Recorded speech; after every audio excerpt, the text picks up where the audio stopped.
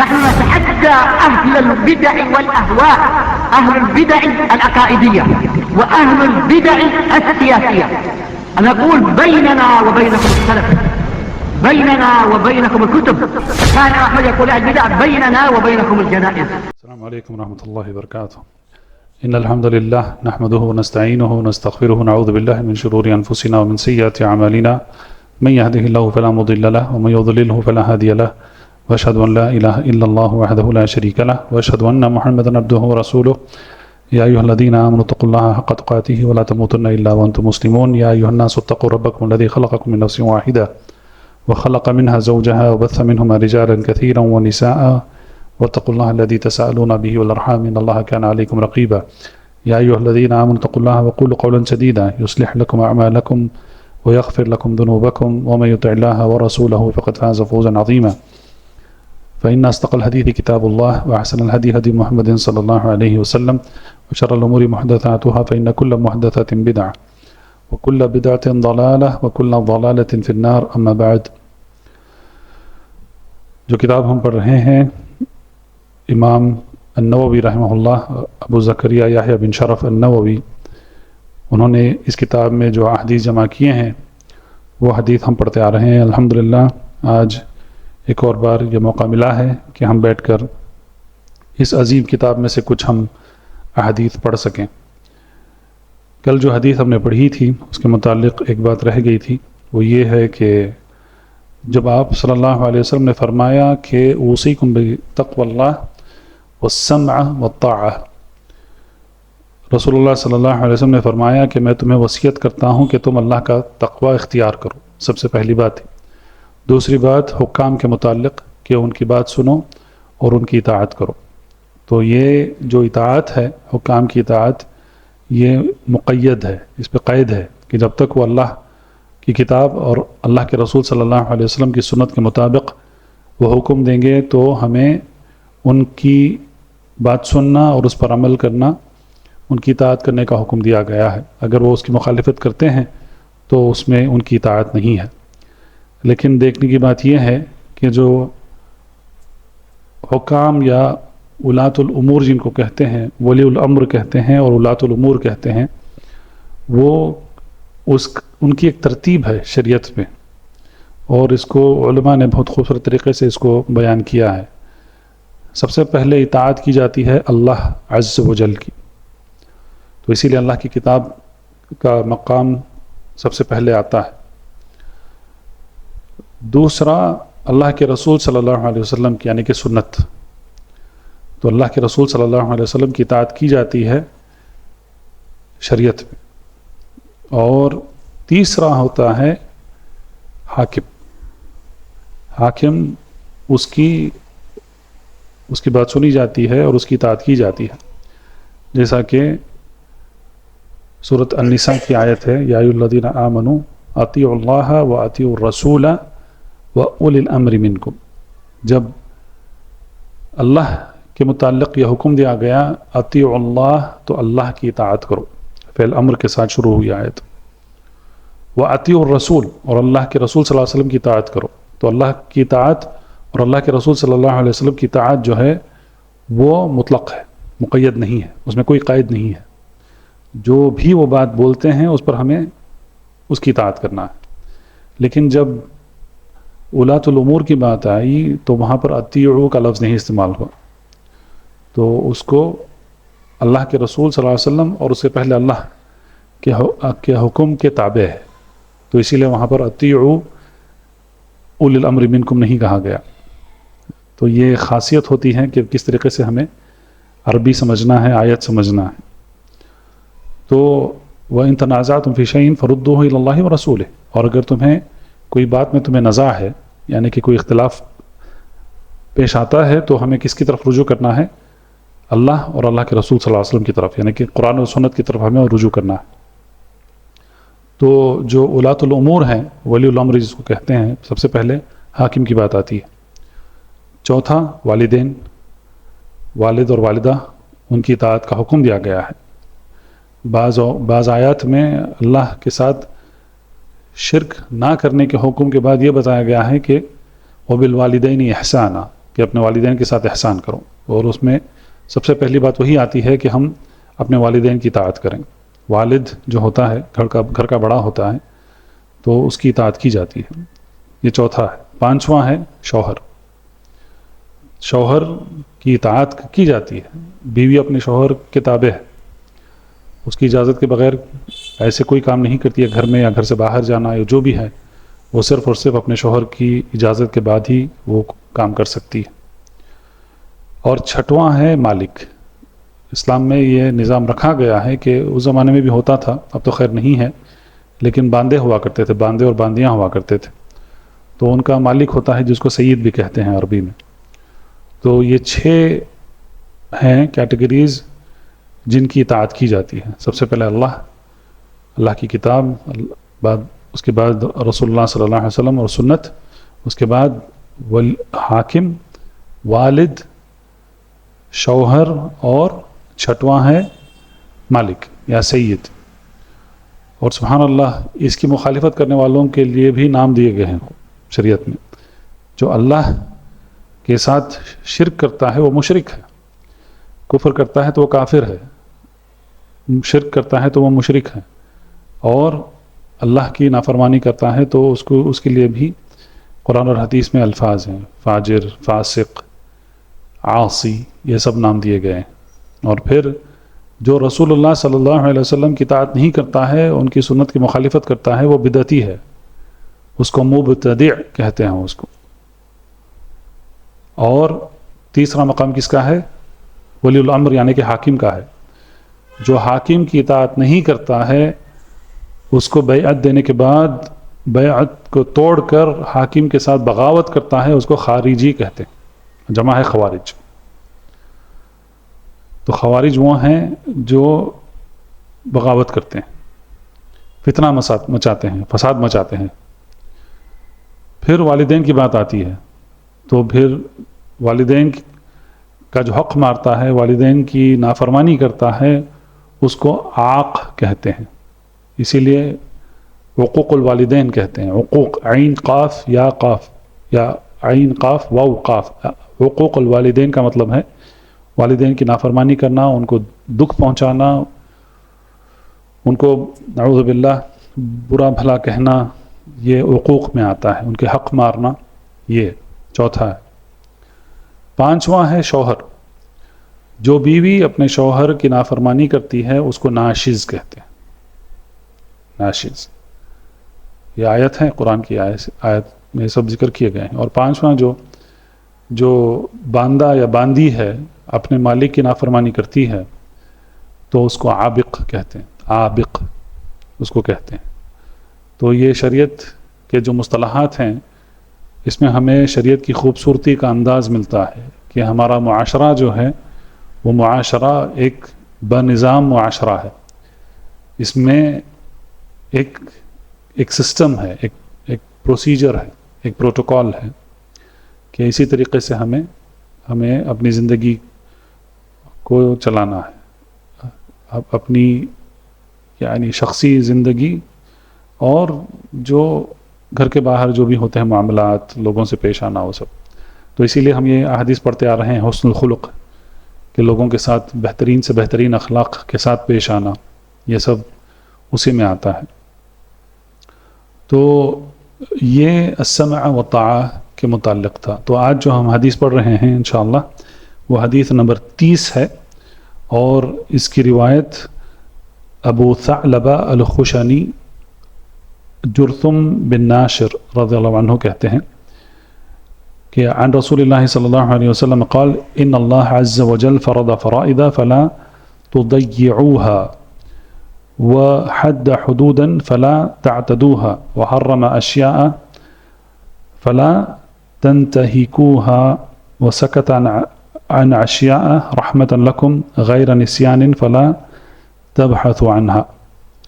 تو اس حدیث کے الفاظ کا معنی کچھ احادیث حسن، اس کو روایت کی ہے امام الدارقطنی نے، امام الدارقطنی اور دوسرے محدثین نے اس کی روایت کی ہے۔ تو صحابی ابو ثعلبہ الخشنی جرثم بن ناشر رضی اللہ عنہ کہتے ہیں کہ اللہ کے رسول صلی اللہ علیہ وسلم نے فرمایا کہ ان اللہ عز وجل فرض فرائض، اللہ عز وجل نے جو فرائض ہیں اس کو فرض کیا ہے، فلا تضيعوها، تو تم اس کو گنوا مت دو، یعنی فرض فرائض فلا تضيعوها، یعنی کہ اس کو ضائع کرنا. ہم اردو میں ضائع کہتے ہیں لیکن دراصل وہ عربی کا ہی لفظ ہے ضائع، اس میں ضاد الف حمزہ اور عین ہے، ضائع. ہم اس کو اردو میں کہتے ہیں ضائع. ضائع کرنا کا مطلب ہے اس کو ویسٹ کر دینا. تو یہاں پر یہ بات بتائی گئی کہ اللہ عز و جل نے کئی احکام کو فرض قرار دیا ہے، یعنی کہ واجب ہے، کرنا ہی ہے. فرض فرائض فلا تضيعوها، یعنی کہ اس کو گنوا مت دو، یعنی کہ اس کو نہ کرنے سے نہ رہو، یعنی کہ اس کو کرنا ہی ہے. تو واجب کا وہی، واجب کی تعریف وہی ہوتی ہے. اس کے بعد آپ صلی اللہ علیہ وسلم نے فرمایا کہ وحد حدودا فلا تعتدوها، اور اللہ عز و جل نے حدود رکھے ہیں، حدود باندھے ہیں، ان حدود کو پار مت کرو، یعنی کہ محرمات کے متعلق سے ہیں. آپ کو یاد ہے وہ حدیث جس میں اسی کتاب میں اس کتاب کی شروعات میں ہم نے پڑھی تھی کہ اس میں یہ بات بتائی گئی کہ فمن اتقى الشبهات فقد استبرأ لدينه وعرضه ومن وقع في الشبهات وقع في الحرام كالراعي يرعى حول الحمى، کہ جو شبہات میں پڑتا ہے اس کا حکم یہ ہے کہ وہ محرمات میں پڑ گیا ہے. كالراعي يرعى حول الحمى، کہ ایک بکرا جو چراتا ہے، چرواہا، اس کی مثال دے کر آپ صلی اللہ علیہ وسلم نے فرمایا کہ اس کی مثال ایسی ہوتی ہے کہ وہ کسی کے علاقے کے قریب چلا گیا ہے اور وہ علاقہ کیا ہے، اس کے حدود باندھے گئے ہیں، اس میں داخل نہیں ہونا ہے اس کی اجازت کے بغیر. لیکن اگر چرواہا اپنے بھیڑ بکریوں کو لے کر اس کے قریب جاتا ہے تو وہ کنٹرول نہیں کر پائے گا، وہ اس میں چلے جاتے ہیں. کالراعی یرعی حول الحمى یوشک ان یرتع فیہ، کہ ان قریب ہے کہ اس کے بھیڑ بکریاں اس علاقے میں داخل ہو جائیں گے. الا وان لکل ملک حمى، تو رسول اللہ صلی اللہ علیہ وسلم نے فرمایا کہ ہر ایک ملک، یعنی کہ ہر ایک ملک حاکم بھی ہو سکتا ہے، سلطان بھی ہو سکتا ہے، جو بھی ہے، جو ملکیت رکھتا ہے، ان کے حدود ہیں.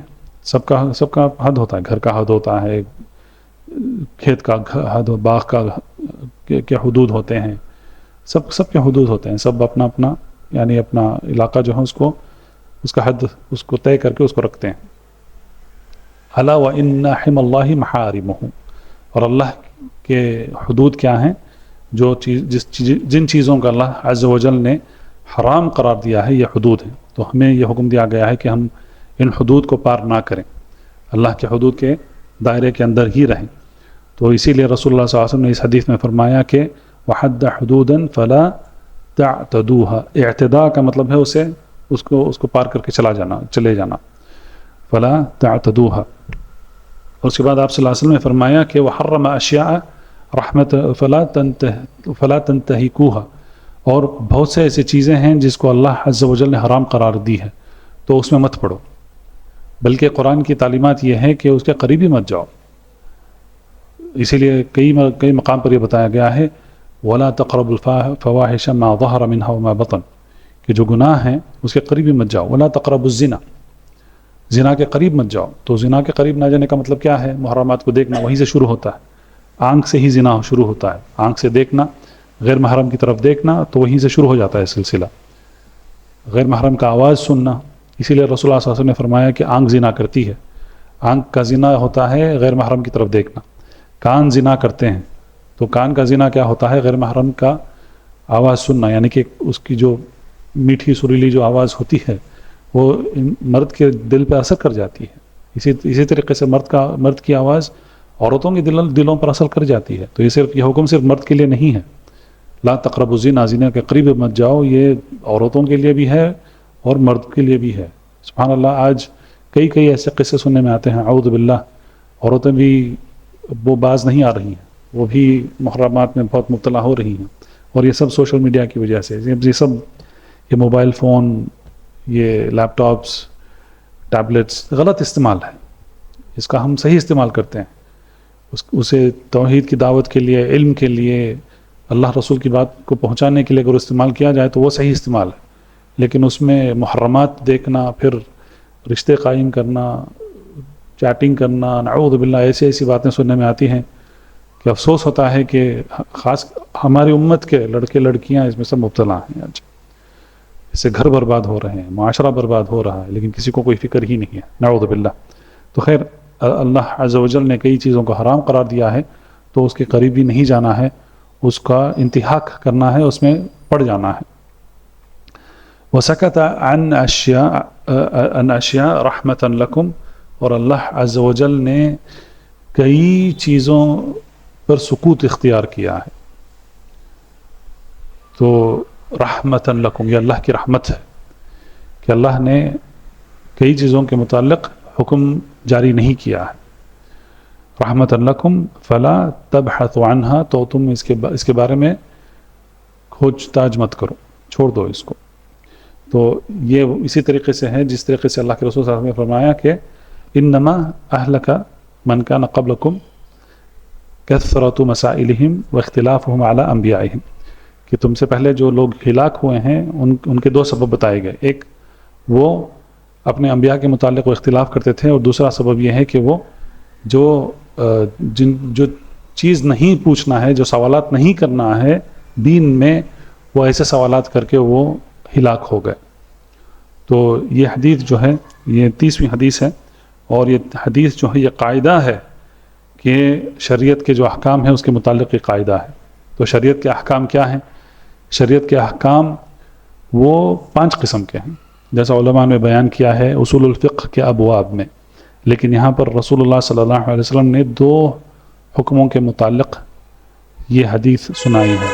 ایک جو فرائض یا واجبات ہیں، تو فرائض اور واجبات کیا ہیں؟ جو اللہ عز و جل نے یہ حکم دیا ہے کہ اس کو کرنا ہی ہے، اس کو کہتے ہیں عربی میں یا اصول الفقہ کی زبان میں اس کو کہتے ہیں طلب جازم. طلب جازم ہے، یہ کرنا ہی ہے، تو اس کو واجب کہتے ہیں یا فرض کہتے ہیں. اس کو فرض کا جمع ہے فرائض، فرائض ہم کہتے ہیں اردو میں اس طریقے سے. تو یہ واجبات ہیں. تو توحید ہے، سب سے پہلے توحید ہے، نماز ہے، زکوٰۃ ہے، روزہ ہے، حج ہے، عمرہ ہے، جو استطاعت رکھتا ہے اس کے لیے. یہ سب واجبات ہیں. واجبات بہت قسم کے ہیں، معاملات میں عبادات میں واجبات ہیں، معاملات میں واجبات ہیں، سب میں واجبات آتے ہیں. عبادات کے اندر واجبات ہوتے ہیں، نماز کے واجبات ہوتے ہیں، روزے کے واجبات ہوتے ہیں، وضو کے واجبات ہوتے ہیں. تو یہ بہت سارے احکام ہیں. تو ان کو کہتے ہیں الاحکام التکلیفیہ. تکلیفیہ کا مطلب ہے کہ جن اور انس کو یہ تکلیف دی گئی ہے. تکلیف کا مطلب پریشانی نہیں ہے عربی میں، تکلیف کا مطلب ہے کہ انہیں ذمہ داری دی گئی ہے. ذمہ داری، اور اس میں کچھ تکلیف ہوتی ہے اس میں ان ذمہ داریوں کو ادا کرنے کے لیے. یعنی کہ اپنے نفس سب سے پہلے اپنے نفس پر قابو کرنا ہوتا ہے. نفس مجبور کرتی ہے سو جا، لیکن مؤذن اذان دے کر بلاتا ہے آ جا فجر کی نماز کے لیے، لیکن سو جاتے ہیں نعوذ باللہ. تو جو فرض ہیں وہ فرض، اور جو محرمات ہیں ان کو احکام تکلیفیہ کہتے ہیں ان کو. تو یہ سب سے پہلا حکم ہے واجب یا فرائض. تو جو اللہ سبحانہ و تعالیٰ نے اپنی کتاب میں اور اپنے رسول صلی اللہ علیہ وسلم کی زبانی یہ حکم دیا ہے کہ یہ کرنا ہی ہے، تو اس کو کرنا ہے. قرآن اور سنت دونوں شریعت کا حصہ ہیں اور شریعت کا مصدر ہے، اور سب سے اہم مصدر ہے.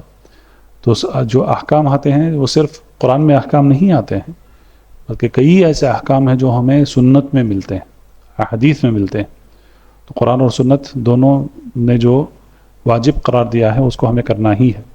اور واجب کا حکم کیا ہے؟ واجب کا حکم یہ ہے کہ کوئی وہ عمل کرتا ہے تو اس کو ثواب دیا جاتا ہے، اور اگر کوئی واجب چھوڑ دیتا ہے تو وہ پکڑ میں آ جاتا ہے، وہ پکڑ اور سزا کا مستحق بن جاتا ہے. تو اسی کا مطلب واجب یا فرض کہتے ہیں اس کو. تو 5 وقت کی جو نماز ہے، 5 وقت کی نماز کیا ہے؟ فرض ہے، واجب ہے. تو اگر کوئی چھوڑ دیتا ہے تو اس نے گناہ کیا، وہ پکڑ میں آ جاتا ہے. بلکہ اگر اس نے جان بوجھ کر ایک وقت کی نماز بھی چھوڑی تو وہ کفر کر بیٹھتا ہے، اور اگر اس کی موت اسی حالت میں ہو گئی تو اس کی حالت جو ہے قیامت کے دن بہت خطرناک معاملہ ہوگا اس کا، کیونکہ اس نے جان بوجھ کر فرض چھوڑا ہے، ایک نماز چھوڑی ہے اس نے. اور جو مکمل طور پر چھوڑ دیتا ہے نماز، وہ تو مرتد ہے. نماز چھوڑ کر پھر وہ حجت کرتا ہے کہ نماز نہیں ہے، میں نہیں سمجھتا کہ نماز واجب ہے، میں نہیں پڑھوں گا. اس طریقے سے اگر وہ حجت کرتا ہے تو پھر وہ اسلام کے دائرے کے باہر ہے. علماء کا اتفاق ہے اس پر، بلکہ صحابہ کا اجماع ہے اس پر. تو خیر یہ واجبات کے متعلق ہے. تو اللہ کے رسول صلی اللہ علیہ وسلم نے فرمایا کہ جو واجبات ہیں ان کو ادا کرنا ہی ہے، ان کو ضائع مت کرو، یعنی کہ واجبات نہ کرنے سے نہ رہو، کرنا ہی ہے اس کو. پھر دوسرا جو آپ صلی اللہ علیہ وسلم نے بتایا کہ وحد حدوداً، اور اللہ عز و جل نے حدود قائم کیے ہیں، اور یہ حدود محرمات کے متعلق ہیں. تو جو چیز حرام ہے اس حد کو پار نہیں کرنا ہے. والدین کے حقوق حرام ہے تو اسے پار نہیں کرنا ہے. جو بھی محرمات ہیں، شراب، زنا، ایسے گھنونے کام، ان سب کو حرام قرار دیا ہے، تو یہ نہ کرنا ہے، اس کے حد پار نہیں کرنا ہے. اور پھر رسول اللہ صلی اللہ علیہ وسلم نے فرمایا کہ وحرم اشیاء فلا تنتہکوها، اور بہت سارے چیز جو ہیں وہ حرام قرار دیے ہیں، ان کا انتہاک مت کرو، یعنی کہ اس میں مت پڑو. اور پھر یہ بتایا آپ صلی اللہ علیہ وسلم نے کہ وہ سکت عن اشیاء، اللہ عز و جل نے اس کئی چیزوں کے متعلق سکوت کا اختیار کیا ہے، اس میں کوئی حکم نہیں آیا ہے. فلا تبحثوا عنها، تو اس کے بارے میں تم رحمت لکم، یہ اللہ کی رحمت ہے. فلا تبحثوا عنها، تو اس کے پیچھے مت پڑو کہ یہ جائز ہے، ناجائز ہے، یہ ہے، ایسا ویسا ہے. تو یہاں پر 3 حکم کا ذکر کیا گیا ہے. سب سے پہلا حکم واجبات ہیں، دوسرا حکم کیا ہے؟ محرمات ہیں. محرمات کی تعریف بھی وہی ہے کہ جو حرام ہے اس کو حرام بھی کہتے ہیں، محظور بھی کہتے ہیں، محرم بھی کہتے ہیں. تو یہ جو محرمات ہیں یہ کیا ہیں؟ اگر کوئی انسان یہ کرتا ہے تو وہ پکڑ میں آ جاتا ہے، اور اگر وہ نہیں کرتا ہے تو اس کو ثواب ملتا ہے. واجب کے عکس ہے. واجب کا کیا ہے؟ واجب یہ ہے کہ اگر وہ کرتا ہے تو اس کا ثواب ہے، اور اگر چھوڑتا ہے تو اس کو پکڑ ہے. لیکن محرم اس کے عکس ہے، اگر وہ چھوڑتا ہے تو اس کے لیے ثواب ہے، اور اگر کرتا ہے تو پھر وہ پکڑ میں آ جاتا ہے. اور جو آپ صلی اللہ علیہ وسلم نے بتایا، علماء کا یہ قول ہے اس کے متعلق کہ جس کے متعلق اللہ سبحانہ وتعالیٰ نے کوئی حکم نازل نہیں کیا ہے وہ مباح ہے، جائز ہے. فلا تبحثوا عنها، اس کے بارے میں تلاش مت کرو، یہ جائز ہے، ناجائز، حرام ہے، حلال ہے، پتہ نہیں کیا ہے. تو ایسے سوالات نہیں کرنا ہے، اس پر خاموشی اختیار کرنا ہے، تو وہ مباح ہو جاتے ہیں. تو یہاں پہ 3 حکم ہیں. پھر جو احکام تکلیفیہ ہیں 5 ہیں، تو 2 جو حکم باقی ہیں جو یہاں پر ذکر نہیں کیے گئے ہیں، لیکن علماء نے اس کو اصول الفقہ کے ابواب میں ان کو جمع کیے ہیں.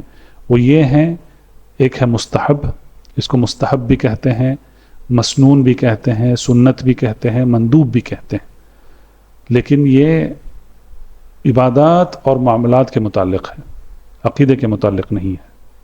یہ سارے جو احکام تکلیفیہ ہیں یہ پورے عبادات اور معاملات کے تعلق سے ہیں، نہ کہ عقیدے کی طرف. عقیدہ واجب ہی ہے، شروع سے لے کر آخر تک عقیدہ واجب ہے، اس کا حکم ہی وہی ہے. جو عقیدہ اللہ نے اپنی کتاب میں نازل کیا ہے، اور جو عقیدہ رسول اللہ صلی اللہ علیہ وسلم نے عمل کر کے بتایا ہے، اور صحابہ نے بھی اس پر عمل کیا ہے، تو وہی عقیدہ صحیح عقیدہ ہے. اس کے علاوہ جو عقیدہ ہے، جو گمراہ فرقوں کا عقیدہ ہے، وہ سراسر گمراہی ہے، اور وہ جہنم کا راستہ ہے، نہ کہ جنت کا راستہ. جنت کا راستہ ایک ہی ہے، جنت کو لے کے جانے کا راستہ ایک ہی ہے، وہ صحیح عقیدے کا راستہ ہے. عبادات میں، معاملات میں، انجانے میں بھول کر کوئی کمی پیشی ہو جاتی ہے تو اللہ کے حوالے ہے، اللہ اس کو معاف کر دیتے ہیں، حتیٰ کہ وہ جان بوجھ کر وہ ایسا نہ کریں. تو عقیدہ اس میں یہ احکام تکلیفیہ نہیں لگتے ہیں. احکام تکلیفیہ عبادات اور معاملات کے متعلق آئے ہیں، اسی لیے اس کو اصول الفقہ، فقہ کا جو علمی شعبہ ہے، اس میں اس کو ذکر کیا جاتا ہے اصول الفقہ میں. تو مستحب میں کہہ رہا تھا، مستحب وہ ہے کہ اگر کرتا ہے انسان تو اس کو ثواب ملتا ہے، اگر وہ چھوڑتا ہے اس کو گناہ نہیں ہے. تو پہلے کیا ہے؟ واجب ہے. واجب اگر کرتا ہے تو اس کو ثواب ہے، نہیں کرے گا تو گناہ ہے. مستحب کیا ہے؟ کرے گا تو اس کو ثواب ہے، نہیں کرے گا تو گناہ نہیں ہے. اب لوگ کہتے ہیں داڑھی جو ہے سنت ہے، چاہے تو رکھو چاہے تو نہ رکھو. اگر رکھے گا تو اس کو ثواب ملے گا، اگر نہیں رکھے گا تو اس کو گناہ نہیں ہوگا. یہ غلط ہے، یہ غلط فہم ہے. انہوں نے شریعت کو نہیں سمجھا ہے. یہاں پر یہ حکم نہیں آئے گا کہ داڑھی سنت ہے، مستحب ہے، کیونکہ وہاں پر اللہ کے رسول صلی اللہ علیہ وسلم نے حکم دیا ہے رکھو داڑھی. کتنے احادیث میں الگ الگ طریقوں سے اعفوا اللحیہ، احفوا اللحیہ، اترکوا اللحیہ، قص الشوارب، مونچھیں ٹرم کرو اور داڑھی کو چھوڑو، یہ حکم ہے. تو کہیں پر بھی وہ یہ اجازت نہیں دی گئی ہے کہ اس کو تم نکال سکتے ہو. کیونکہ جو امر ہے، فعل امر جو ہوتا ہے نا، جو حدیث میں استعمال کیا گیا ہے، وہ وجوب کے لیے ہے. تو یہی اصول الفقہ کے ابواب وہی ہیں کہ وہ علماء نے یہ بتایا ہے کہ کس سے ہمیں یہ حکم سمجھ میں آتا ہے کہ یہ واجب ہے اور یہ مستحب ہے. مستحب وہ ہے کہ حکم دیا جاتا ہے لیکن اس کے بعد استثناء کے طور پر یہ بھی آتا ہے، یہ دلیل ملتی ہے کہ نہیں، اگر ویسا نہیں کرو گے تو ٹھیک ہے. لیکن داڑھی کے متعلق تو ایسا کوئی حکم نہیں آیا ہے، کہیں پر بھی کوئی دلیل نہیں ہے جس میں آپ صلی اللہ علیہ وسلم نے کہا ٹھیک ہے اگر چاہے تو رکھو یا چاہے تو نہ رکھو. نعوذ باللہ، اللہ کے رسول صلی اللہ علیہ وسلم نے تو اپنی داڑھی کو ہاتھ بھی نہیں لگایا. صحابہ نہیں، ایک دو صحابہ سے ثابت ہے، لیکن علماء نے کہا ہے انہوں نے داڑھی مکمل طور سے تو نہیں نکالی تھی. بعض صحابہ سے یہ ثابت ہے کہ وہ ایسا پکڑتے تھے اور پھر جو ہاتھ سے بڑھ کر ہوتا ہے اس کو اتنا کٹ کر دیتے تھے. یہ ان کا اجتہاد ہے اور وہ صرف حج اور عمرہ کے موقع پر کرتے تھے، نہ کہ ہمیشہ. کیوں؟ یہ ان کا اجتہاد یہ تھا کہ حج اور عمرہ میں کیا کرتے ہیں؟ بال نکالتے ہیں نا، سر کے بال نکالتے ہیں، یا تو شیو کرتے ہیں یا تو اس کو تقصیر یعنی کہ اس کو چھوٹے کرتے ہیں. تو یہ ان صحابیوں کا رضی اللہ عنہم، یہ ان کا شخصی اجتہاد تھا. وہ سمجھتے تھے کہ یہ بھی سر کے بال ہیں، سمجھ رہے ہیں آپ؟ تو یہ بھی سر کے بال ہیں، تو جس طریقے سے یہ سر کے بال چھوٹے کیا جاتے ہیں تو وہ یہ بھی چھوٹے کیے جاتے ہیں. تو یہ ان کا اجتہاد ہے، لیکن اس کے سامنے اللہ کے رسول صلی اللہ علیہ وسلم کی سنت ہے، حکم ہے داڑھی چھوڑو، کفار کی مخالفت کرو. دو فارسی آئے تھے اللہ کے رسول صلی اللہ علیہ وسلم کے پاس، موٹے موٹے مونچھیں رکھے ہوئے تھے ایسے. اللہ کے رسول صلی اللہ علیہ وسلم نے گھن سے اپنا منہ موڑ لیا، ان کی طرف دیکھا بھی نہیں، اور پھر وہ ادھر آ کے کھڑے ہوئے، پھر ادھر منہ موڑ لیا آپ صلی اللہ علیہ وسلم نے، ان کی طرف دیکھا بھی نہیں. اتنی گھن آئی ان کو، داڑھی مونڈ کر اتنے تو موٹے مونچھیں رکھے ہوئے تھے. تو جب پوچھے تو تمہیں کس نے حکم دیا ہے ایسا کرنے کا؟ تو ان دو فارسیوں نے کہا ہمارے رب نے، یعنی کہ ان کا جو یہ تھا حاکم سلطان جو تھا، کسرا جس کو کہتے ہیں، خسرو کہتے ہیں فارسی میں، عربی میں کسرا کہتے ہیں. انہوں نے کہا کہ کسرا نے ہمیں حکم دیا ہے کہ ہم داڑھی مونڈ لیں اور موٹے موٹے مونچھیں چھوڑیں ایسے. تو رسول اللہ صلی اللہ علیہ وسلم نے یہ فرمایا کہ میرے رب نے مجھے حکم دیا ہے کہ میں اپنی داڑھی کو لمبی چھوڑوں، اپنے مونچھوں کو ٹرم کروں. تو اس سے کیا پتہ چلتا ہے؟ اگر ہم اصول الفقہ کے ابواب یہاں پر لگائیں تو یہی پتہ چلتا ہے کہ داڑھی جو ہے وہ واجب ہے، وہ سنت نہیں ہے. جیسا یہ اب جو ایسا کہتے ہیں وہ اپنے خواہشات کی اتباع کرتے ہیں، وہ دلیل کی اتباع نہیں کرتے ہیں، قرآن و سنت کی اتباع نہیں کرتے ہیں. داڑھی جیسا عائشہ رضی اللہ عنہ نے کہا، وہ قسم کھایا کرتی تھی. عائشہ رضی اللہ عنہ کہتی تھی کہ اس کی قسم جس نے مردوں کی خوبصورتی ان کی داڑھیوں میں رکھی ہے، والذی جعل زینت الرجال فی لحاہم، ایسا. تو یہ عائشہ ہیں رضی اللہ عنہ. تو دیکھیں صحابہ کی فطرت جو تھی وہ سلیم تھی، فطرت اس میں کوئی خلل نہیں تھا، اسی لیے وہ توحید اور اتباع میں وہ سب سے مسابقت کر گئے. اسی لیے ان کا مقام بہت اونچا ہے. تو اسی لیے علماء کہتے ہیں کہ جس کی فطرت بگڑ گئی ہے اس کو جو فطرت بگاڑتا ہے اس کے کام ان کو اچھے لگتے ہیں. سمجھ رہے ہیں آپ؟ تو آج جو سب مرد داڑھی نکال لیتے ہیں، عورتیں آئی برو شیو کر لیتی ہیں، شیو کرتی ہیں. ہر ایک عورت کر رہی ہے آج. جس طریقے سے مرد داڑھی نکال رہے ہیں، اللہ نے جس فطرت پر انسان کو پیدا کیا ہے، مرد کو یہ فطرت پہ پیدا کیا ہے داڑھی سے. تو جس طریقے سے مرد اپنی فطرت بگاڑ رہے ہیں، اللہ کی فطرت، بنائی ہوئی فطرت کی مخالفت کر کے اس کو خراب کر رہے ہیں، اسی طریقے سے عورتیں بھی آج آئی بروز شیپ کر کے وہ فطرت کو بدل رہے ہیں. اور یہ سب سے بڑا گناہ ہے، بہت بڑا گناہ ہے. شیطان نے یہی کہا ہے سورۃ النساء کی آیت میں کہ میں انہیں اکساؤں گا، اور جو فطرت تو نے پیدا کیا ہے، یعنی کہ اللہ عز و جل نے جو پیدا کیا ہے انسان کو اس فطرت پر، وہ اس فطرت کو میں بدلنے کی ان کو تلقین دوں گا. تو یہ شیطان کا وعدہ ہے قرآن میں. تو جو فطرت بدلتے ہیں انہوں نے شیطان کی پیروی کی ہے. تو خیر میں کہہ رہا تھا کہ داڑھی، بات لمبی ہو گئی، لیکن داڑھی کا نکالنا، یہ داڑھی رکھنا یا نہ رکھنا یہ سنت نہیں ہے اس اعتبار سے، لیکن یہ واجب ہے. تو سنت وہ ہے، مستحب جس کو کہتے ہیں، مسنون بھی کہتے ہیں، مندوب بھی کہتے ہیں. وہ یہ ہے کہ جو کرتا ہے تو اسے ثواب ملتا ہے، اور اگر وہ چھوڑ دیتا ہے تو اس کو گناہ نہیں ہوتا ہے. تو یہ سنت ہے. اس کی مثال دے سکتے ہیں کہ اگر کوئی شخص یہ کون سی مثال دیں آپ کو؟ مسواک.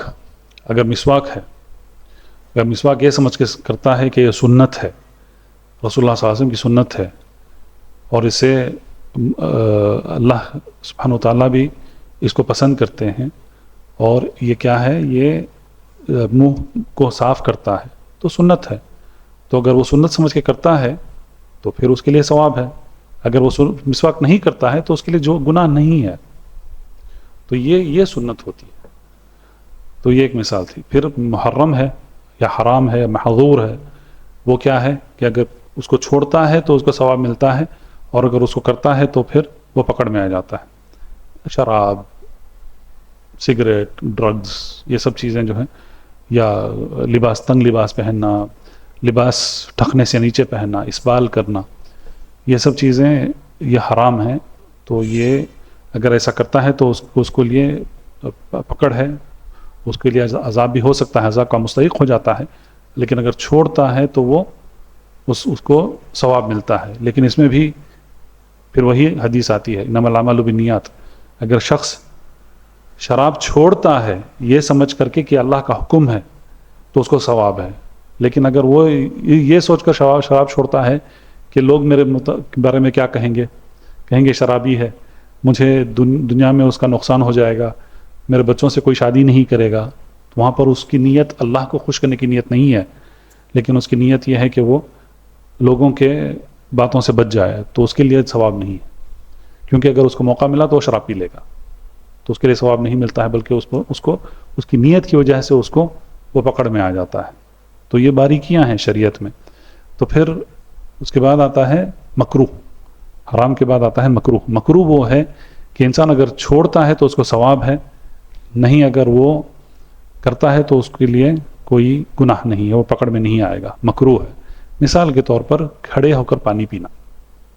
تو کھڑے ہو کر پانی پینا اس کا حکم کیا ہے کہ وہ مکروہ ہے، کیونکہ صحیح مسلم میں یہ حدیث آئی ہیں کہ اللہ کے رسول صلی اللہ علیہ وسلم نے فرمایا کہ بیٹھ کے پانی پیا کرو. اگر تم کھڑ کے پانی پی لیے ہو تو اپنی انگلیاں ڈال کے اس کو نکال دو. تو یہ شدت سے یہ بات بتائی گئی ہے. لیکن اس کے ساتھ ساتھ یہ بھی دیکھا گیا ہے کہ آپ صلی اللہ علیہ وسلم نے کھڑے ہو کر پانی پیا، زمزم آپ نے پیا کھڑے ہو کر، صحابہ بھی پیتے تھے، کھڑے ہو کر پیتے تھے. تو اس کا حکم یہ ہے کہ یہ مکروہ ہے. تو مکروہ کی تعریف کیا ہے کہ اگر کوئی انسان کرتا ہے تو اس کے لیے گناہ نہیں ہے، لیکن اگر چھوڑ دیتا ہے تو اس کے لیے ثواب ہے.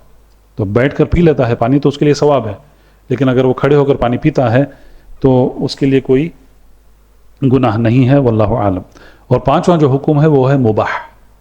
مباح اس کو کہتے ہیں کہ اس میں کوئی نہ اس میں اجر و ثواب کی بات ہے، نہ سزا کی بات ہے، کچھ بھی نہیں ہے اس میں. وہ کریں تو بھی ایک ہے، نہ کریں تو بھی ایک ہے.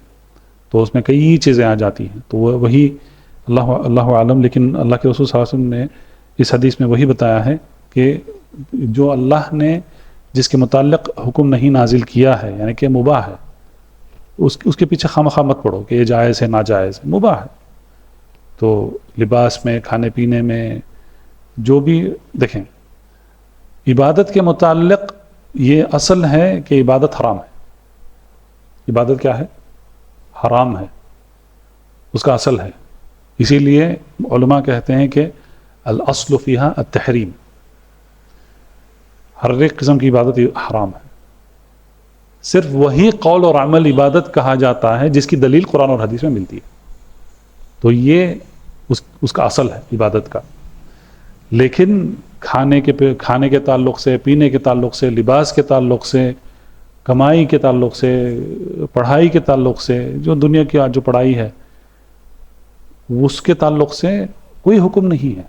اگر کوئی شخص کرتا ہے تو بھی ایک ہی ہے، اگر اس کو چھوڑ دیتا ہے تو وہ بھی ایک ہی ہے. اس میں کوئی اس کا حکم اس میں نہیں ہے. اس کو کہتے ہیں مباح. کوئی یہ نہیں کہہ سکتا ہے کہ میں میڈیسن پڑھوں گا تو مجھے اجر ملے گا اور میں میڈیسن نہیں پڑھوں گا تو مجھے گناہ ہوگا. ایسا نہیں ہے. کچھ بھی پڑھو، اس میں کچھ بھی کوئی اس کا حکم نہیں. تم کمائی کے لیے کچھ بھی کرو جب تک کہ کمائی حلال ہے، چاہے بزنس مین بن جاؤ، چاہے کہیں پر جاب کر لو، کچھ بھی کر سکتے ہو. اس میں کوئی حکم نہیں ہے. شرط یہ ہے کہ اس کو حلال طریقے سے اس کی کمائی ہونا چاہیے بس.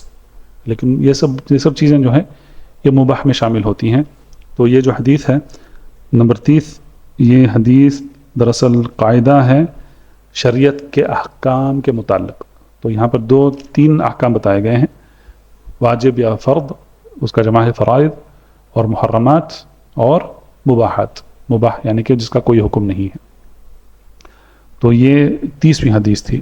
31ویں حدیث ہے عن ابی العباس سہل بن سعد الساعدی رضی اللہ عنہ قال جاء رجل الى النبي صلی اللہ علیہ وسلم فقال یا رسول اللہ دلنی على عمل اذا عملته احبنی اللہ واحبنی الناس فقال ازهد في الدنيا يحبك الله وازهد فيما عند الناس يحبك الناس حدیث حسن رواہ ابن ماجہ وغیرہ باسانید حسنہ. تو اس حدیث کو ابو العباس سہل بن سعد الساعدی رضی اللہ عنہ نے روایت کی ہے. وہ کہتے ہیں کہ ایک شخص آئے، جاء رجل، ایک شخص آئے رسول اللہ صلی اللہ علیہ وسلم کے پاس، اور آ کر انہوں نے یہ بتایا کہ اے اللہ کے رسول صلی اللہ علیہ وسلم، یا رسول اللہ دلنی علی عمل، کہ مجھے ایسے عمل کی طرف رہنمائی کریں، ایسے عمل کی طرف رہنمائی کریں کہ اگر میں وہ کروں گا تو مجھے اللہ کی محبت حاصل ہوگی اور لوگوں کی محبت بھی حاصل ہوگی. اللہ کی محبت اور لوگوں کی محبت، دونوں محبت. تو آپ صلی اللہ علیہ وسلم نے فرمایا کہ ازہد فی الدنیا یحبک اللہ، دنیا کے متعلق زہد کا اختیار کرو، زہد کو حاصل کرو، تمہیں اللہ کی محبت نصیب ہوگی. وزہد فیما عند الناس، اور لوگوں کے پاس جو ہے اس سے زہد کرو تو لوگ تمہیں چاہنے لگیں گے، تمہیں لوگوں کی محبت حاصل ہوگی. اور یہ حدیث حسن ہے. تو حسن کا مطلب کیا ہے کہ اس کا درجہ صحیح سے تھوڑا کم ہے. سب سے زیادہ جو قوی حدیث ہوتی ہے اس کو متواتر کہتے ہیں. متواتر کا نمبر پہلے آتا ہے، اس کے بعد صحیح آتی ہے. صحیح میں 2 قسمیں ہیں، صحیح لذاتہ، صحیح لغیرہ، اور پھر اس کے بعد مرتبہ آتا ہے حسن حدیث کا، حسن لذاتہ اور حسن لغیرہ. تو حسن حدیث کا مطلب یہ ہے کہ وہ صحیح کے درجے تک نہیں گئی ہے لیکن وہ اچھی حدیث ہے، اس پر عمل کیا جا سکتا ہے. اس کا اصل یہ ہے کہ اس میں جو راوی ہیں اس میں سے کوئی ایک راوی اس کا حفظ جو ہے تھوڑا کمزور ہوتا ہے، اسی کی وجہ سے اس کا مرتبہ کم ہو جاتا ہے. تو یہ حسن حدیث کہتے ہیں اس کو. تو جب راوی کے حفظ اور ضبط میں کوئی خلل ہوتا ہے، چھوٹا سا خلل ہوتا ہے، تو پھر وہ حدیث کا مرتبہ نیچے آ جاتا ہے، صحیح سے وہ حسن کی طرف اتر جاتی ہے حدیث. تو یہ حدیث حسن ہے. تو اس میں زہد کے متعلق بات بتائی گئی ہے. تو ایک شخص آتے ہیں رسول اللہ صلی اللہ علیہ وسلم کے پاس، آ کر پوچھتے ہیں کہ اے اللہ کے رسول صلی اللہ علیہ وسلم مجھے ایسے عمل کی طرف ہدایت دیں، رہنمائی کریں، اگر میں ایسا کروں گا تو مجھے اللہ کی محبت حاصل ہوگی اور مجھے لوگوں کی بھی محبت حاصل ہوگی۔ تو آپ صلی اللہ علیہ وسلم نے کہا کہ دنیا کے متعلق زہد کرو تو تمہیں اللہ کی محبت حاصل ہوگی۔ تو زہد کا مطلب کیا ہے؟ اگر آپ کو یاد ہے تو یہ بات پہلے گزری تھی اسی کتاب میں کہ زہد کا مطلب ہوتا ہے کہ وہ چیز ترک ما لا ينفع فی الآخرہ، اس کو کہتے ہیں، زہد کو کہتے ہیں کہ جو چیز آخرت میں کام آنے والی نہیں ہے اس کو چھوڑ دینا وہ زہد ہوتا ہے۔ میں نے شاید بتایا تھا یہ بات کہ یہ زہد جو صوفیہ کا جو زہد ہوتا ہے وہ زہد نہیں ہے۔ صوفیہ کیا کرتے ہیں دکھانے کے لیے، وہ کہتے ہیں کہ ہم نے اچھا کھانا چھوڑ دیا ہے، اچھا پینا چھوڑ دیا ہے، اچھا لباس چھوڑ دیا ہے، جان بوجھ کر وہ پھٹے ہوئے لباس پہنتے ہیں، پیون لگا کر لباس پہنتے ہیں۔ آپ دیکھے ہوں گے سوشل میڈیا میں ایک کلپ آئی تھی، پاکستان میں شاید یا ہندوستان، شمال ہندوستان میں ہو سکتا ہے، لوگوں نے پیوندوں کے کپڑے سلا کر پہن کر وہ مسجد میں ناچ رہے ہیں۔ یہ کیا اسلام ہے؟ یہ کون سی دلیل ہے بھائی؟ یہ کون سا اسلام ہے؟ نہ اللہ کے رسول صلی اللہ علیہ وسلم نے کیا، نہ صحابہ نے کیا، نہ تابعین نے کیا، نہ محدثین نے کیا، نہ علماء نے کیا، نہ فقہا نے کیا۔ ابو حنیفہ نے ویسا کیا؟ یہ اپنے آپ کو حنفی کہتے ہیں نا ہندوستان پاکستان میں۔ ایک دلیل دکھا دو کہ ابو حنیفہ نے ایسا کیا یا کہا کہ ایسا کرو، کوئی دلیل نہیں ملتی ہے اس کی۔ یہی بدعت ہے۔ تو خیر، زہد کا مطلب یہ ہے کہ تم اچھی چیزیں چھوڑ دو۔ زہد کا مطلب وہ ہے کہ وہ چیز چھوڑ دو جو تمہیں آخرت میں نفع نہیں پہنچائے گی۔ تو اللہ کے رسول صلی اللہ علیہ وسلم نے فرمایا کہ اگر تم دنیا کے متعلق زہد کرو گے، یعنی کہ ایسی چیزیں چھوڑ دو گے جو تمہیں آخرت میں نفع نہیں پہنچانے والی ہیں، تو تمہیں اللہ کی محبت حاصل ہوگی۔ لیکن ہمیں یہ بات کا بھی خیال رکھنا ہے کہ اللہ کے رسول صلی اللہ علیہ وسلم نے یہ بھی بات بتائی کہ اللہ نے اگر اپنے بندے پر نوازا ہے تو اللہ سبحانہ وتعالیٰ اپنی نعمتوں کو اپنے بندوں پر دیکھنا پسند کرتے ہیں، چاہتے ہیں۔ تو اگر تمہیں استطاعت دی گئی ہے کہ تم ایک اچھا لباس پہن سکتے ہو تو کیوں جان بوجھ کر کپڑے پھاڑ کر پیوندوں کے کیوں کپڑے پہنو گے؟ یہ عبادت نہیں ہے، یہ زہد نہیں ہے، یہ بدعت ہے۔ اگر اللہ نے نوازا ہے، رزق اچھا رزق دیا ہے تو کھاؤ، اللہ کا شکر کرو۔ اور اللہ نے کہا لَإِن شَكَرْتُمْ لَأَزِيدَنَّكُمْ، اگر تم شکر کرو گے تو میں اور زیادہ کروں گا، اور زیادہ دوں گا۔ لیکن وہاں پر یہ بھی خیال رکھنا ہے کہ ایک مومن کیا ہے، وہ کم کھاتا ہے، اور جس کے ایمان میں نقص ہے وہ کیا کرتا ہے، وہ بہت زیادہ کھاتا ہے۔ جیسا کہ بتایا گیا کہ 7 انتڑی بھر جائے، 7 پیٹ بھر جائے اتنا کھاتا ہے۔ تو اس میں بھی یعنی کہ درمیانی راستہ اختیار کرنا ہے ہر ایک اعتبار سے۔ تو یہ زہد ہوتا ہے۔ تو انہوں نے ایسا ہی کیا کہ ان کا نام صوفیہ کیوں پڑھا ہے؟ صوف سے، صوف کا مطلب ہوتا ہے وول، اون۔ تو وہ اون کے کپڑے جو ہوتے ہیں وہ تھوڑا رف ہوتے ہیں نا، تو پہننے والا اس کو تکلیف ہوتی ہے وہ پہن کر۔ اب کاٹن ہے یا جو بھی ہیں یہ کپڑے، اس میں پریشانی نہیں ہوتی ہے پہن کر۔ کاٹن اچھا کپڑا ہے، اچھا لباس ہے، وہ صحتی بھی ہے۔ تو وہ ایسے کپڑے چھوڑ کر وہ اون کے کپڑے پہنا کرتے تھے، صوف، اون کو صوف کہتے ہیں عربی میں۔ تو یہ اس کے موٹے موٹے، یعنی کہ وہ اس میں آرام نہیں ہوتا ہے کپڑے میں، وہ تو ایسے کپڑے پہن کر وہ جمع ہوتے تھے، اور وہ جو بھی انام شناب کرتے ہیں وہ کرتے تھے۔ تو اسی لیے وہاں سے وہ صوفی ہو گیا۔ صوفی کا مطلب ہے کہ صوف کے کپڑے پہننے والا۔ پھر صوفیہ جو ہے وہ ان کی پوری گروہ، پورا فرقہ ہی ہو گیا صوفیہ، تو نام وہیں سے آیا ہے۔ تو یہ زہد نہیں ہے۔ زہد یہ ہے کہ بندہ ان چیزوں کو ترک کر دے جو اس کے لیے آخرت میں کوئی نفع نہیں پہنچائیں گے۔ اور پھر اللہ کے رسول صلی اللہ علیہ وسلم نے فرمایا کہ اگر تم ایسا کرو گے تو تمہیں اللہ کی محبت حاصل ہوگی، اور اگر انسانوں کے پاس جو ہے اس سے تم زہد کرو گے تو تمہیں لوگ تمہیں چاہیں گے۔ تو لوگوں کی محبت حاصل کرنے کا طریقہ یہی ہے کہ لوگوں کے پاس ہے جو ہے اس کی آس نہیں ہونی چاہیے کہ اس کے پاس وہ گاڑی ہے، مجھے بھی ویسی ہی گاڑی چاہیے، اس کے پاس ایسا گھر ہے، مجھے بھی اس کو دیکھ کر، یہ ایک طریقہ ہے۔ اس کے پاس گھر ہے، مجھے بھی ویسا ہی گھر چاہیے، اس کے پاس گاڑی ہے، مجھے بھی ویسی ہی گاڑی چاہیے، اس کے پاس وہ یہ لباس پہنتا ہے، یہ برانڈز پہنتا ہے، مجھے بھی ویسے ہی برانڈز چاہیے۔ تو یہ ایک طریقہ ہے۔ دوسرا طریقہ یہ ہے کہ جا کر مانگنا ان کے پاس، کہ مثال کے طور پر اگر اس کے پاس 2 گاڑیاں ہیں تو جا کر کہنا کہ بھئی تیرے پاس 2 گاڑی ہیں، مجھے ایک دے دے. تو جو لوگوں کے پاس ہے ان لوگوں کے حوالے کر دو، اس کو چھوڑ دو اس کو. لیکن جا کر لوگوں کے پاس اگر مانگنا شروع کریں گے تو پھر لوگ پسند کرنا چھوڑ دیں گے، تو لوگوں کی محبت بھی کم ہو جائے گی. سبحان اللہ. تو اس میں بہت حکمت والی بات ہے. تو انسان ایک مومن خاص کر کے اس کے لیے قناعتی یہ سب سے بہتر ہے. قناعتی کہتے ہیں کہ زیادہ طلب نہیں کرنا، جو اللہ نے دیا ہے کافی ہے الحمدللہ. اگر اللہ نے مجھے یہ لباس دیا ہے تو الحمدللہ کافی ہے میرے لیے. اللہ نے اگر مجھے یہ گھڑی دی ہے الحمدللہ یہ میرے لیے کافی ہے. اگر یہ میرے پاس یہ موبائل فون ہے تو اتنا کافی ہے میرے لیے الحمدللہ. تو آپ زندگی کے ہر ایک شعبے میں ہر ایک چیز کے متعلق یہ آپ یہ کر سکتے ہیں کہ جو بھی اللہ نے دیا ہے اس پر شکر کرنا، اس پر الحمدللہ کہنا، بس اتنا کافی ہے. لوگوں کے پاس جو ہے اس کے پیچھے پڑنا، جا کے مانگنا، اس کی آس رکھنا، اس کو پوری مطلب جد و جہد صرف ایسی چیزوں کو حاصل کرنے میں لگا دینا، یہ زہد نہیں ہے. اور ایسا کرنے سے نہ لوگوں کی محبت حاصل ہوگی نہ اللہ کی محبت حاصل ہوگی.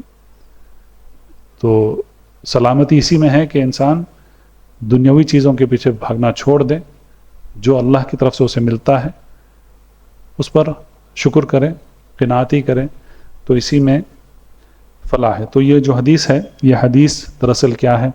یہ حدیث قاعدہ ہے زہد کے متعلق. اور کاش یہ جھوٹے جو کہتے ہیں کہ ہم زاہد ہیں، ہم زہد کرتے ہیں، کاش یہ لوگ جانتے کہ زہد کا اصل معنی کیا ہے. کیونکہ ہم نے دیکھا ہے اللہ کے رسول صلی اللہ علیہ وسلم کی سیرت میں، ہم نے یہ دیکھا ہے کہ اللہ کے رسول صلی اللہ علیہ وسلم نے اچھا سے اچھا لباس بھی پہنا ہے اور معمولی سادہ سیدھا لباس بھی آپ صلی اللہ علیہ وسلم نے پہنا ہے.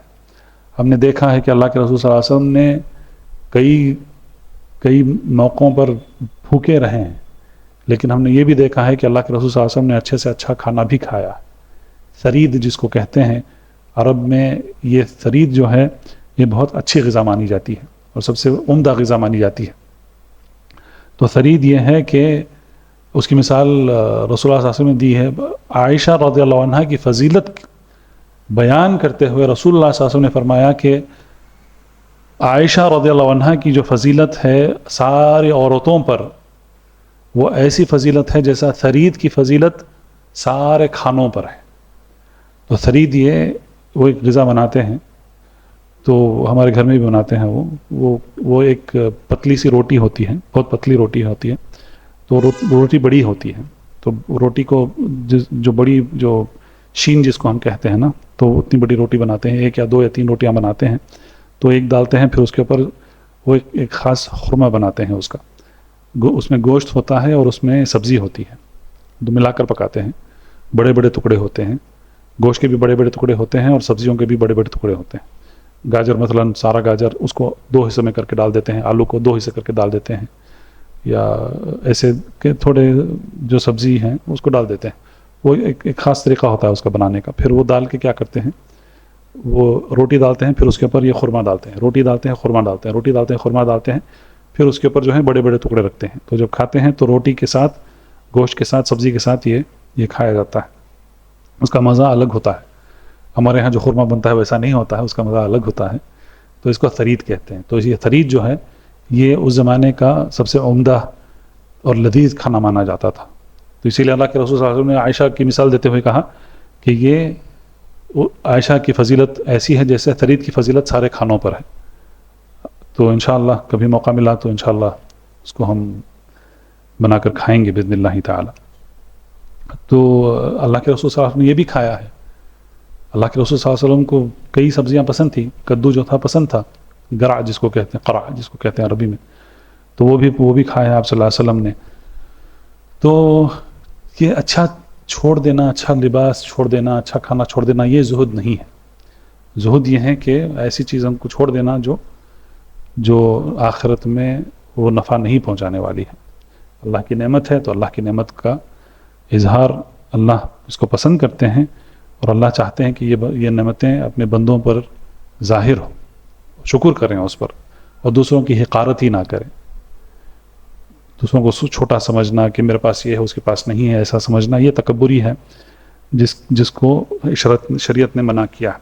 تو بہرحال یہ حدیث تھی، 31ویں حدیث ہے، اور یہ حدیث قاعدہ ہے زہد کے متعلق۔ آئیے آگے بڑھتے ہیں۔ اب 32ویں حدیث ہے۔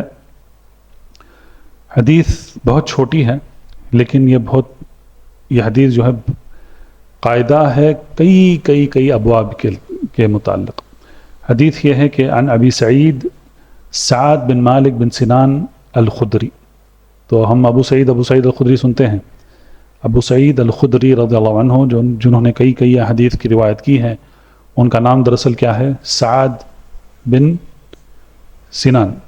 مالک بن سنان۔ سعد بن مالک بن سنان ان کا نام ہے۔ ابو سعید سعد بن مالک بن سنان الخدری رضی اللہ عنہ، وہ کہتے ہیں کہ ان رسول اللہ صلی اللہ علیہ وسلم قال لا ضرر ولا ضرار۔ لا ضرر ولا ضرار یہی ہے، 4 ہی الفاظ ہیں اس میں، لا ضرر ولا ضرار، 5 کلمات ہیں اس میں۔ اور اس حدیث کو حدیث حسن ہے، اور اس کو ابن ماجہ نے روایت کی ہے، دارقطنی نے روایت کی ہے اپنی مسند میں، اور کہتے ہیں مؤلف رحمہ اللہ کہتے ہیں رواہ مالک و فی الموطا۔ امام مالک نے الموطا، امام مالک کی کتاب ہے، حدیث کی کتاب الموطا میں بھی اس کی روایت کی ہے، لیکن انہوں نے عمرو بن یحییٰ سے اور ان کے والد یحییٰ سے انہوں نے روایت کی ہے عن نبی صلی اللہ علیہ وسلم مرسلا۔ تو یہ حدیث موطا میں مرسل ہے۔ فاسقط ابا سعید، اور جو اس کے روایت کرنے والے ہیں تابعی، انہوں نے ابو سعید کا ذکر نہیں کیا ہے۔ وَلَهُ طُرُقٌ يَقْوَى بَعْضُهَا بِبَعْض، اور اس کے دوسرے اسانید ہیں جس سے اس حدیث کو تقویت ملتی ہے۔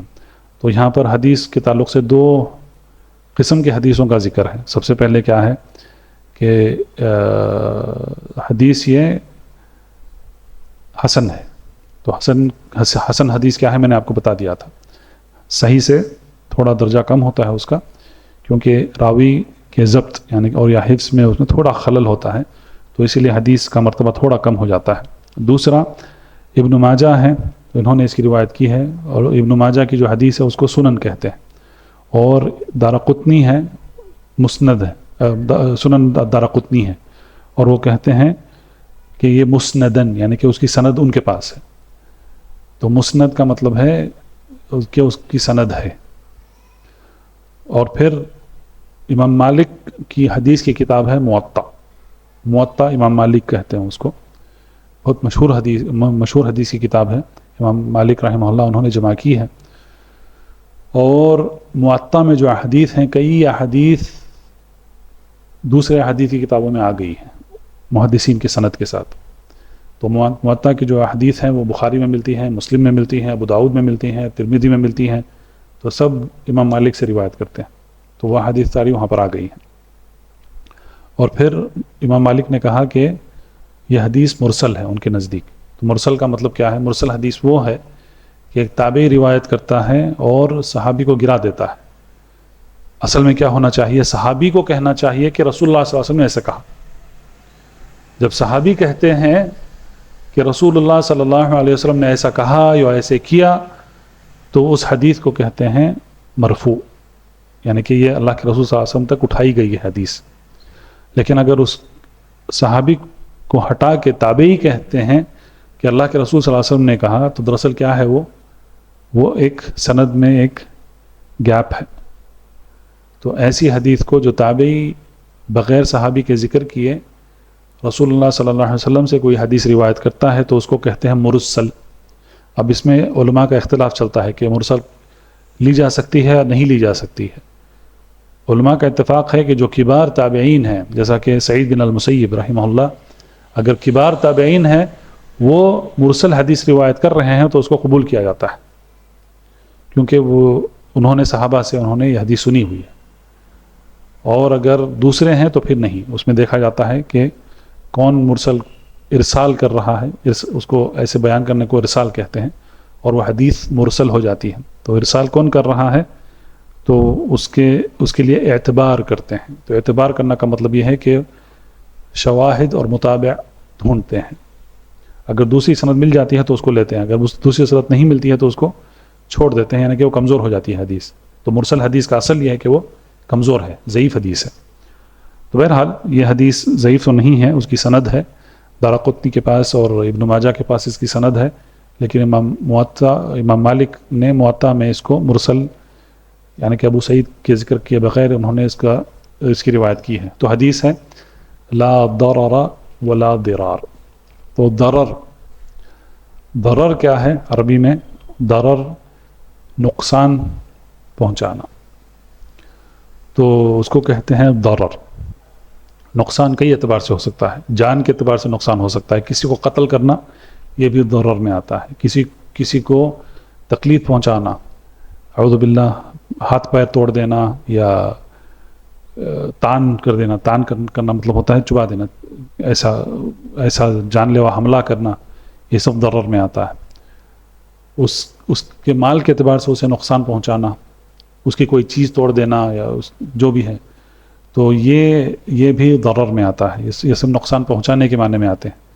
اس کے اہل و عیال کے متعلق، بچوں کو تکلیف دینا، تو سب آ جاتا ہے اس میں. تو ضرر کیا ہے؟ یہ نقصان پہنچانا یا ایذا پہنچانا، یہ ضرر ہے. علیکم السلام ورحمۃ اللہ. اور ضرار بھی وہی ہے، لا ضرر ولا ضرار. میں نے ضرار کہنا چاہیے تھا، لا ضرر ولا ضرار، داد کسرہ کے ساتھ ہے. تو ضرار بھی نقصان پہنچانا ہی ہے ہر ایک اعتبار سے، اس کی جان، اس کے مال، اس کے خون، اس کا بچے، اس کی بیوی، جو بھی ہے اس کے اعتبار سے اسے نقصان پہنچانا، اس کو ضرار کہتے ہیں. لیکن اس میں بھی اور اس میں فرق کیا ہے؟ ضرر میں اور ضرار میں فرق کیا ہے؟ ضرر یہ ہے کہ اس میں انجانے طور سے نقصان پہنچانا ہے، انجانے طور سے اسے پتہ نہیں ہے کہ اس کا نقصان یا اس کا جو اذا ہے وہ ہو رہا ہے، اس کو پتہ نہیں ہے. تو یعنی کہ اس میں کوئی غرض نہیں ہے، اس میں کوئی مقصد نہیں ہے نقصان پہنچانے کا، تو اس کو ضرر کہتے ہیں.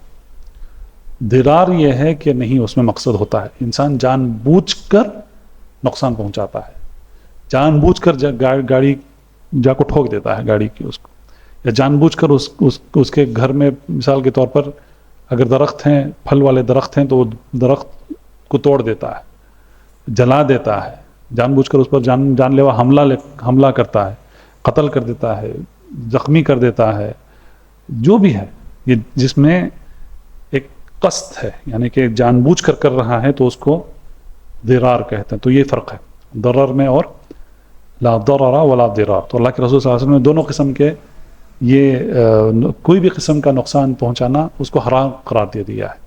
تو لا ضرر کا مطلب ہے، لا کا مطلب ہے نہیں. تو جب لا استعمال ہوتا ہے تو اس کا مطلب ہے کہ یہ ایسا نہیں کرنا چاہیے. تو اگر کوئی کرتا ہے تو اس نے حرام کیا ہے، کہ اس نے اللہ کے رسول صلی اللہ علیہ وسلم کے تعلیمات کی مخالفت کی ہے، تو اس کا حکم یہ ہے کہ اس نے حرام کیا ہے، اور اس کا حکم یہ ہے کہ اسے وہ عذاب کا مستحق ہو جائے گا. لیکن یہاں پر ضرر میں اور ضرار میں دو مثالیں لے کر ہم جلدی سے اس کو سمجھنے کی کوشش کرتے ہیں. کہ مثال کے طور پر اگر انسان اس کا گھر ہے، اور اس کے گھر میں سمجھیں ایک چھوٹا سا باغیچہ ہے، وہ باغیچے میں پانی ڈالتا ہے، تو اگر وہ پانی اس کے پڑوسی کے گھر میں چلا گیا، اس کو اس کی خبر نہیں ہے نا، تو جان بوجھ کر اس کے گھر میں پانی نہیں بھیج رہا ہے.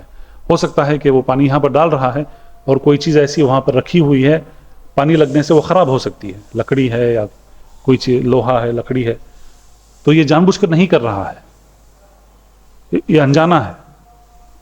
لیکن جب اس کا پڑوسی آ کر کہے گا بھائی تیرا پانی میرے گھر میں آ رہا ہے، میری چیزیں خراب کر رہا ہے، تو یہ کیا کرے گا؟ کہہ دے گا کہ بھائی مجھے پتہ نہیں تھا، میں اس کے لیے معافی چاہتا ہوں، تو میں روک دیتا ہوں. تو وہ اس کو روک دیتا ہے. ٹھیک ہے، تو یہ اس کو ضرر کہتے ہیں، یعنی کہ اسے انجانے میں ایسا کیا، اور جب اسے پتہ چلا تو پھر اس نے اس کو درست کر لیا. لیکن اگر کوئی جان بوجھ کر کوئی یہ کرتا ہے، نقصان پہنچاتا ہے، تو اس کو ضرار کہتے ہیں. تو اس کے لیے کیا ہے؟ اس کے لیے عقوبہ، تو اس کو سزا دی جائے گی، یا تو دنیا میں سزا دی جائے گی یا آخرت میں سزا دی جائے گی، یا دونوں جگہ اس کو سزا مل سکتی ہے. تو یہ ضرار کے متعلق ہے. تو لیکن یہ حدیث علیکم السلام، یہ حدیث جو ہے یہ عظیم حدیث ہے. اسی لیے علماء کہتے ہیں کہ یہ حدیث جو ہے یہ معاملات کے کئی ابواب پر آ سکتی ہے. خرید و فروخت، نکاح، اس میں سب. تو اسی لیے اگر آپ سنیں گے فتاوے سنیں گے آپ علماء کے، تو علماء جب حکم سناتے ہیں، حکم سنا کر یہ کہیں گے کہ لا ضرر ولا ضرار، کہ اس میں یہ بھی نہیں ہے، یہ اس قسم کا نقصان بھی نہیں ہے جو انجانے میں کیا جا سکتا ہے، یا ایسا بھی اس میں نقصان نہیں ہے جو جان بوجھ کر کیا جا سکتا ہے. لین دین میں، خرید و فروخت میں، کرائے کے تعلق سے، جو بھی ہے، آپ کوئی بھی معاملہ لے لیں. علیکم السلام ورحمۃ اللہ.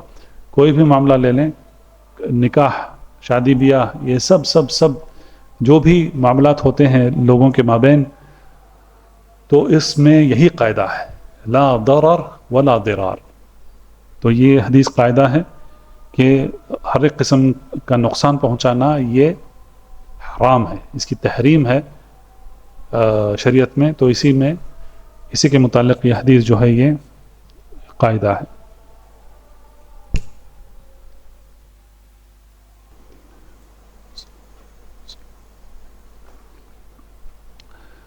تیسویں حدیث ہے عن ابن عباس رضی اللہ عنہما ان رسول اللہ صلی اللہ علیہ وسلم قال لو يعطى الناس بدعواهم لادعى رجال اموال قوم ودماءهم لكن البينة على المدعي واليمين على من انكر. حدیث حسن رواه البيهقي وغيره هكذا وبعضه في الصحيحين. اس حدیث کو عبداللہ بن عباس رضی اللہ عنہما نے روایت کی ہے.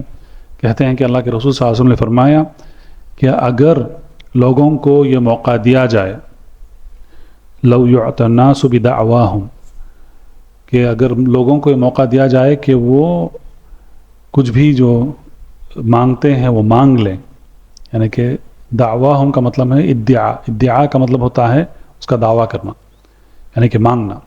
اگر لوگوں کو یہ موقع دیا جائے گا تلدع رجال اموال قوم و دماءهم، تو ایک آدمی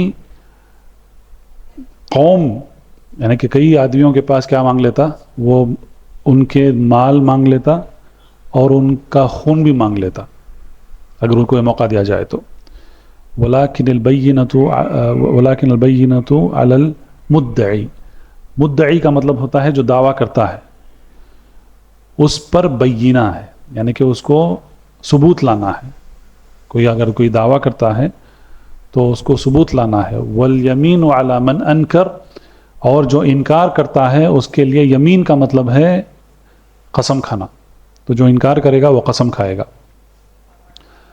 تو یہ حدیث کے الفاظ ہیں، اور اس حدیث کو حدیث حسن ہے، اور اس حدیث کو امام البیہقی نے اس کی روایت کی ہے.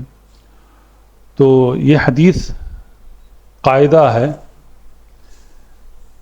ان کے لیے. قضاء جس کو کہتے ہیں، قضاء کا مطلب کیا ہے؟ قاضی کون ہے؟ ہم قاضی کہتے ہیں نا، قاضی صاحب، جج. تو قاضی صاحب کو ہم قاضی ہے عربی میں، وہ تو ہم قاضی کہتے ہیں، قاضی بھی کہتے ہیں. تو قضاء کا مطلب ہے جو فیصلے کرتے ہیں. یہ کورٹ میں جب فیصلے ہوتے ہیں ان فیصلوں کو قضاء کہتے ہیں عربی میں، اسی لیے قضاء کرنے والے کو قاضی کہتے ہیں. تو قاضی کون ہے؟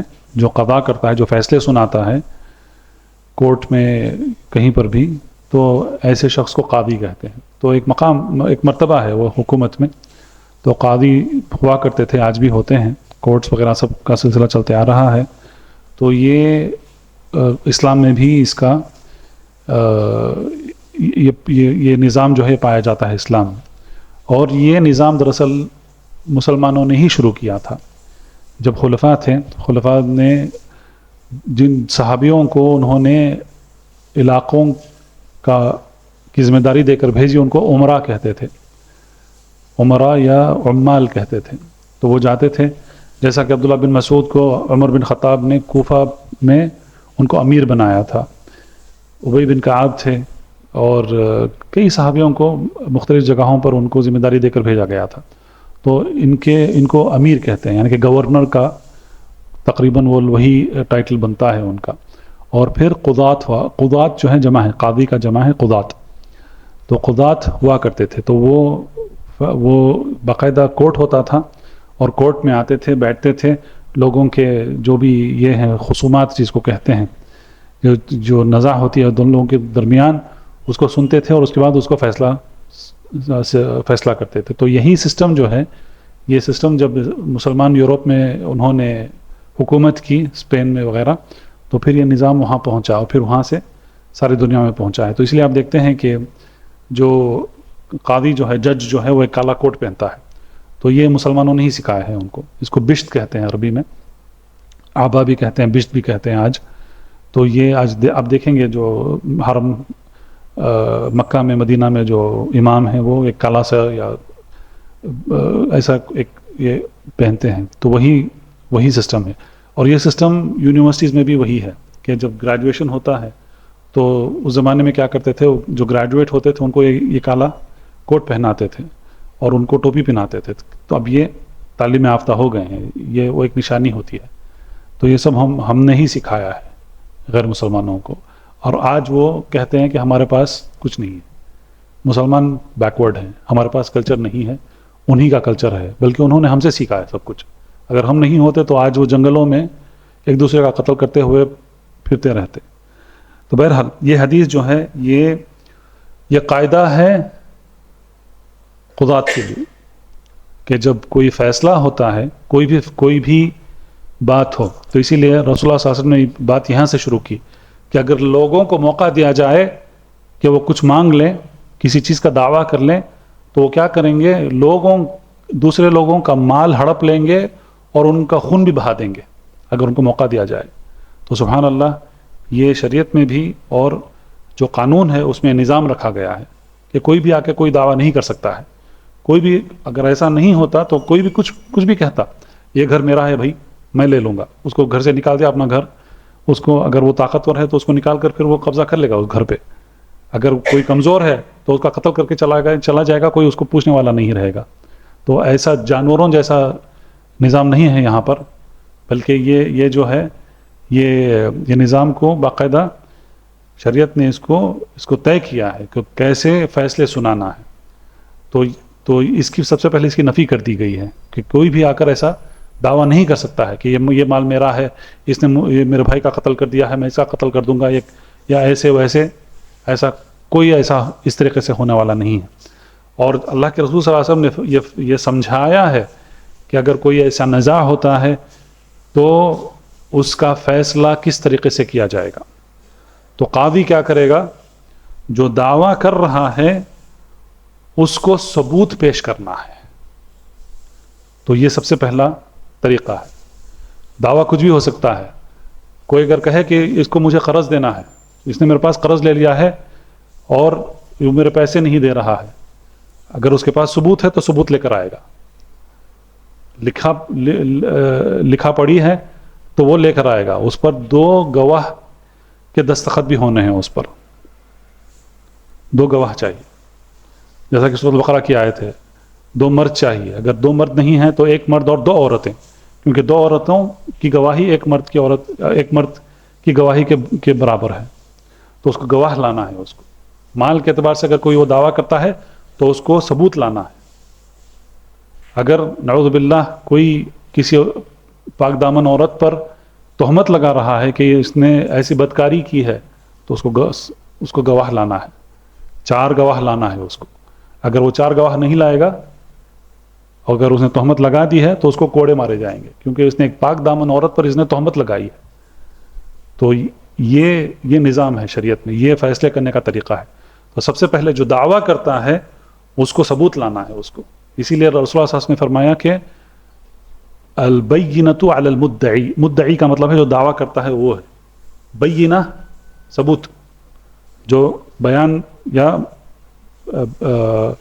وضاحت کرتا ہے وہ ثبوت لے کر آؤ. اگر اس کے پاس ثبوت نہیں ہے تو اس کا دعویٰ کیا ہے، اس کا دعویٰ کھوکھلا ہے یا دعویٰ جھوٹا ہو سکتا ہے. اور یہ ہے والیمین علی من انکر، لیکن جو انکار کرتا ہے کہ میں نے ایسے نہیں کیا، مجھے اس کے پیسے نہیں دینے ہیں یا جو بھی ہے، اگر ویسا وہ انکار کرتا ہے تو اس پر کیا ہے، وہ قسم کھائے گا، کیونکہ اس کے پاس ثبوت نہیں ہوتا ہے. تو جو انکار کرتا ہے اس کو قسم کھانا ہے.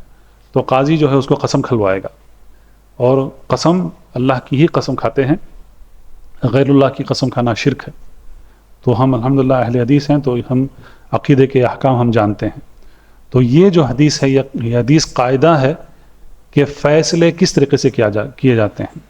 تو جو دعویٰ کرتا ہے اس کو ثبوت لانا ہے، اور جو انکار کرتا ہے اس کو قسم کھا کر یہ کہنا کہ میں نے نہیں کیا، میں نے نہیں لیا، میں نے ایسے نہیں کیا، میں نے ایسے نہیں کیا۔ تو یہ طریقہ ہوتا ہے فیصلے کرنے کا، اور یہ حدیث دلیل ہے کہ کس طریقے سے خصومات اور جو منازعات ہوتے ہیں لوگوں کے درمیان، اس کو ان کے درمیان کیسے فیصلہ کرنا ہے۔ تو اس کے ساتھ آج کا درس ختم کرتے ہیں۔ وباللہ توفیق، وصلی اللہ علی نبینا محمد وعلی آلہ وصحبہ وسلم۔ سبحانک اللہم بحمدک، اشہد ان لا الہ الا انت، استغفرک واتوب الیک۔ اللہم علمنا ما ينفعنا وانفعنا بما علمتنا وزدنا علما وتوفیقا۔ سبحان ربک رب العزة عما یصفون، وسلام علی المرسلین، والحمد للہ رب العالمین۔ السلام علیکم ورحمۃ اللہ وبرکاتہ۔ فاعلم أنه لا إله إلا الله واستغفر لذنبك وللمؤمنين والمؤمنات والله يعلم متقلبكم ومثواكم